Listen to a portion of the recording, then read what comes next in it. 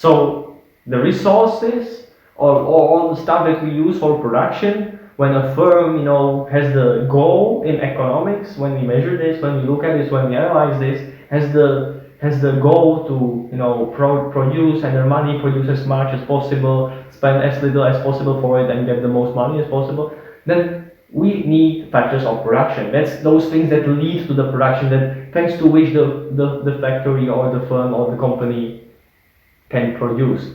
And so we have these four main factors of production in economics of production. So it's divided into four parts: land, capital, labor, and entrepreneurship.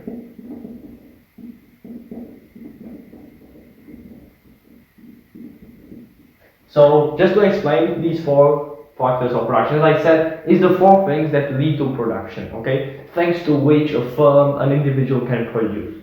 So these are basically the resources, both tangible and intangible resources. That's the tricky thing about it. So land, it's like all the natural resources. It's, for example, I don't know, it's going to be gas, it's going to be actual land. So field, if your firm grows, crops or whatever.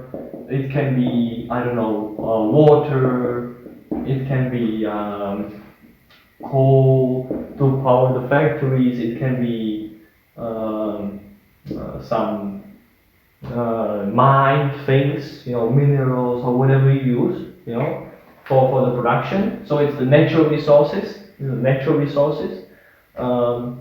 you use in order to produce your stuff. Then capital.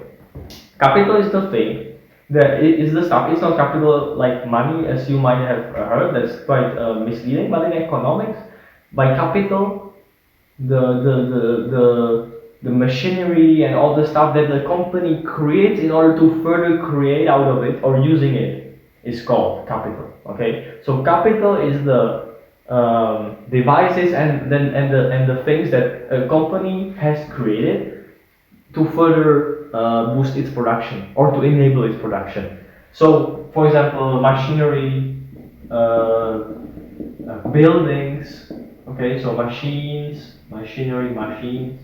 buildings, where you have all the workers, machines, buildings, all the stuff that you use to produce.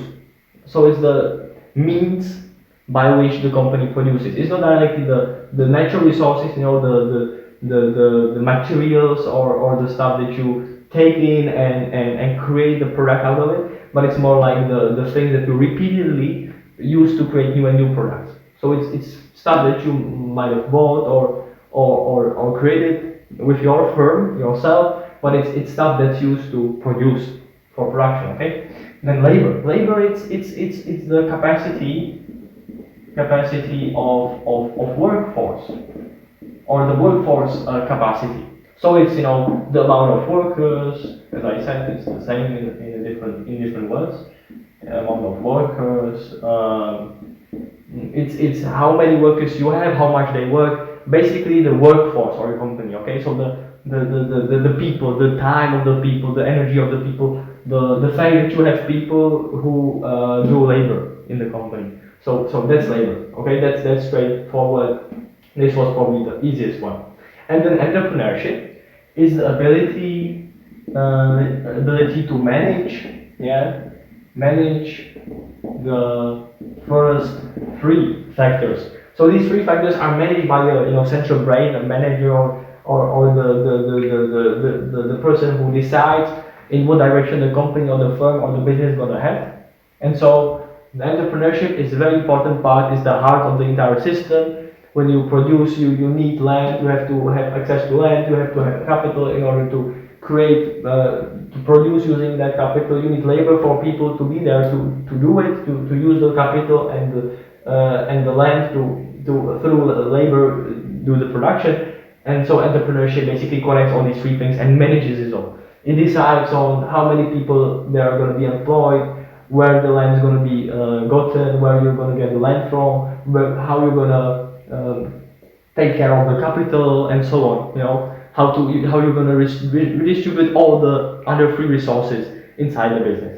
So that's it, the four factors of production: land, natural resources, capital, the things that the company owns in order to produce machines, buildings, and all that stuff that it uses, the infrastructure that the company uses in order to produce, labor, the people who work there, the workforce, and then entrepreneurship is the managers who manage the entire thing, the other free resources, and decide on how it's all going to be dynamically allocated.